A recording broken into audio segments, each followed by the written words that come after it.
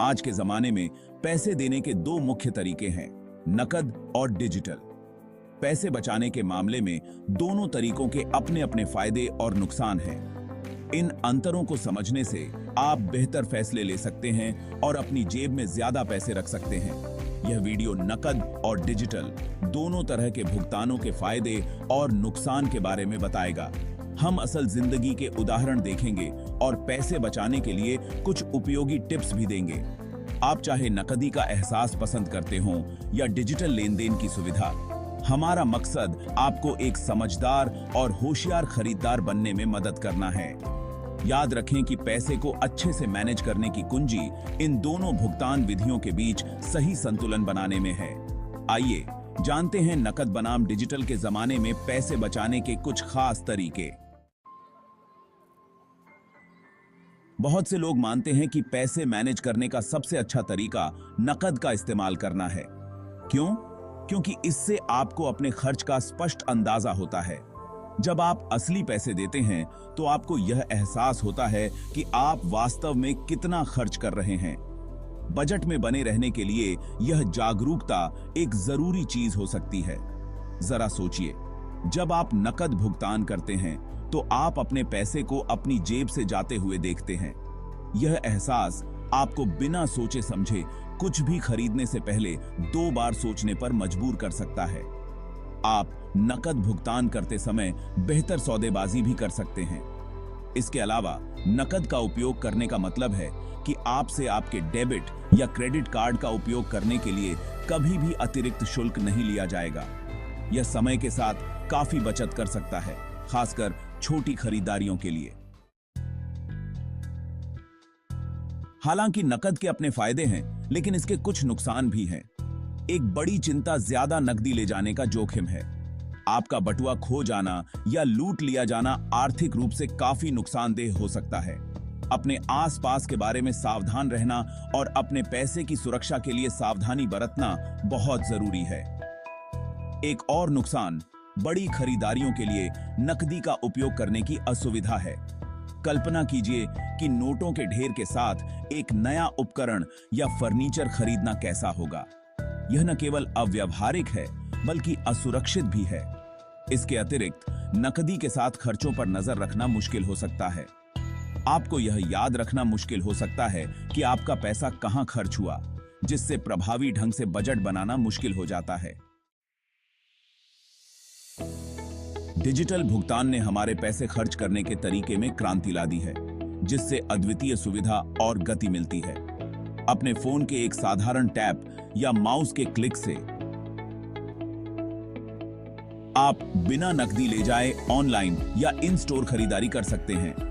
यह online shopping, bill भुगतान और बार-बार सदस्यता लेने के लिए विशेष रूप से उपयोगी है। डिजिटल भुगतान का एक और महत्वपूर्ण लाभ व्यय ट्रैकिंग में आसानी है। अधिकांश डिजिटल भुगतान प्लेटफॉर्म विस्तृत लेन-देन इतिहास प्रदान करते हैं, जिससे आप अपने खर्च करने के तरीकों पर नजर रख सकते हैं और उन क्षेत्रों की पहचान कर सकते हैं जहां आप बचत कर सकते हैं। इसके अलावा कई डिजिटल वॉलेट और क्रेडिट कार्ड पुरस्कार कार्यक्रम, कैशबैक ऑफर और छूट प्रदान करते हैं, जो रोजमर्रा की खरीदारी पर बचत करने के अवसर प्रदान करते हैं।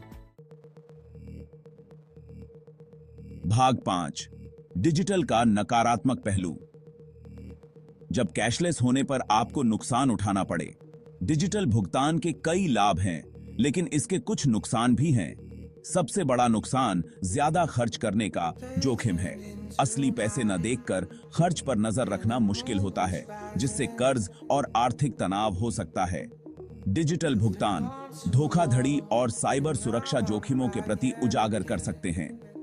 हैकर व्यक्तिगत जानकारी चुराने के नए तरीके खोज रहे हैं। मजबूत पासवर्ड का उपयोग करें और फिशिंग घोटालों से सावधान रहें। कहें। भाग 6, तो कौन सा आपको ज्यादा बचत कराता है, कैश या डिजिटल? तो बचत की इस जंग में कौन सी भुगतान विधि सबसे आगे है? सच तो यह है कि इसका कोई एक जवाब नहीं है। सबसे अच्छा तरीका आपकी खर्च करने की आदतों, जीवन शैली और वित्तीय लक्ष्यों पर निर्भर करता है। अगर आपको ज्यादा खर्च करने और बिना सोचे समझे खरीदारी करने की आदत है, तो नकदी का उपयोग करना एक बेहतर विकल्प हो सकता है। नकदी की असली प्रकृति आपको बजट के भीतर रहने और कर्ज से बचने में मदद कर सकती है। दूसरी ओर, अगर आप सुविधा, रिवॉर्ड प्रोग्राम और विस्तृत व्यय ट्रैकिंग को महत्व देते हैं, तो डिजिटल भुगतान अधिक उपयुक्त हो सकते हैं। बस खर्च की सीमा निर्धारित करना, अपने लेन देन की नियमित रूप से निगरानी करना और जिम्मेदार ऑनलाइन सुरक्षा आदतों का अभ्यास करना न भूलें। अंततः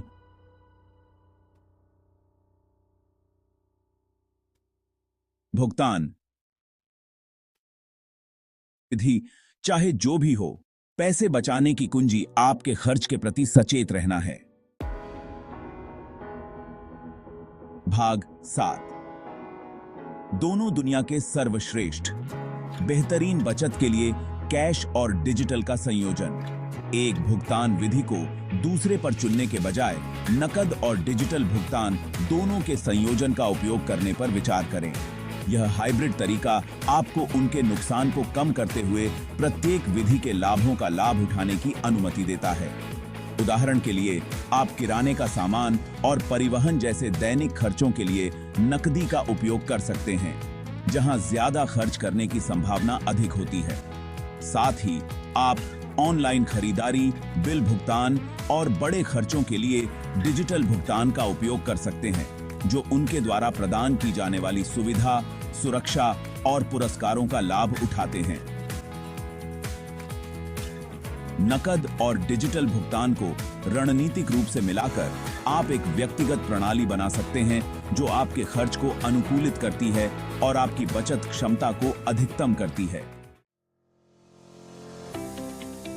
भाग 8, बेहतर वॉलेट के लिए स्मार्ट खर्च करने की आदतें। स्वस्थ खर्च करने की आदतें विकसित करना महत्वपूर्ण है। एक वास्तविक बजट बनाकर शुरुआत करें। नियमित रूप से अपने खर्च को ट्रैक करें। अपने लिए वित्तीय लक्ष्य निर्धारित करें। स्पष्ट उद्देश्य होने से आपको प्रेरित किया जाएगा। पैसे बचाना एक मैराथन है, स्प्रिंट नहीं। छोटे बदलावों का समय के साथ महत्वपूर्ण प्रभाव पड़ सकता है।